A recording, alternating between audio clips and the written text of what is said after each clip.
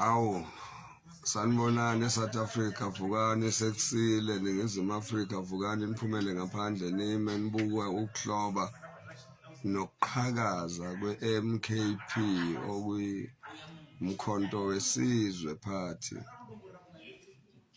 Sanibonani, cha umuntu akeke ebongele nje ukuthi uke wahamba walapha emakhaya wabuya nje wafika senza lokho kade sikhambele sakwenza ngempumelelo, samfihla lo muntu kade siyomfihla sabuya. Noma-ke nje ngikhaliswa ukuthi kuncipha ukuhamba kwalaba bantu, kuncipha abavoti abazovotela i-MK ngoba wonke umuntu waseNingizimu Afrika ongathunjiwe ophila ngokwentando yakhe uzovotela i-MK.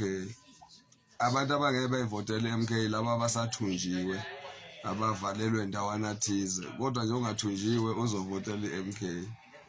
Angisho ukuthi ngithini, kodwa nje ngiyazi mina ukuthi niyajabula nalabo enijabula nabo, nibakhohlise nithi nizobavotela kanti cha nizobavotela, nizovotela i-MK. Phela nina ngiyanazi imiqondo yenu igxilile ekutheni niqiniso lithini kuphela. Ngeke nikwazi ngoba niphila ngabo laba bantu nisondelene nabo, kodwa seninodwa niyovotela i-MK. Lokho ngineshow yakho. So-ke ngiyanifisa-ke bafowethu ukuthi nodadewethu namadodakazi namadodana ukuthi sikhumbule ukuthi sidingani ngezwe laseNingizimu Afrika, sidingani ngempilo zethu, sidingani ngempilo zabantabethu abaqeda o-grade 12 bengathola isizo bephase kahle, sidingani ngemigwaqo engalungisiwe, sidingani ngemaklinikhi ethu angekho ezingeni eliphambili.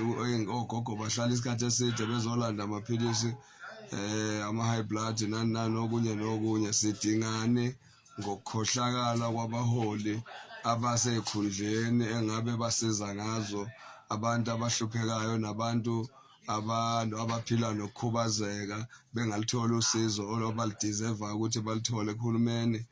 Sidingani umuntu oyokwenza lokho, kufika izifo, kufika o-COVID-19, kuchithwe utshwala babantu, kurojwe imali, kwenziwe yonke into efanele ngabe kusizwa ngayo abantu.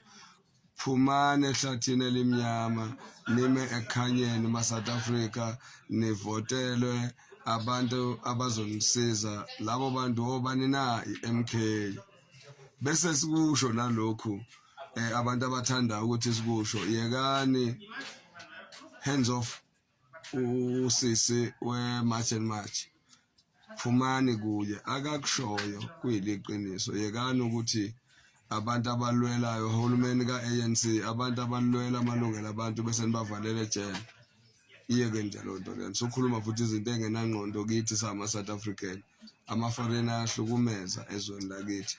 Kodwa sigqugquzela ukuthi beshawe, kodwa sigqugquzela ukuthi abanamaphepha abagunyaza ukuba seNingizimu Afrika ababe khona. Kodwa laba abangenawo amaphepha abagunyaza ukuba beseNingizimu Afrika bakhanda amacala amabi baze bagcine bebulala nesiphoyisa. Othatha amaphoyisa ayabulawa ngenxa yokuthi babulawa abantu bangaphandle, kubulawa ney'ngane zethu ngey'dakamizwa, kupakwe emgwaqeni nje la kunamalokhuza khona amashobhanyana ama-Nigeria vele kupakwe nje emgwaqeni ngoba besithembisa ukuthi bazosibulala.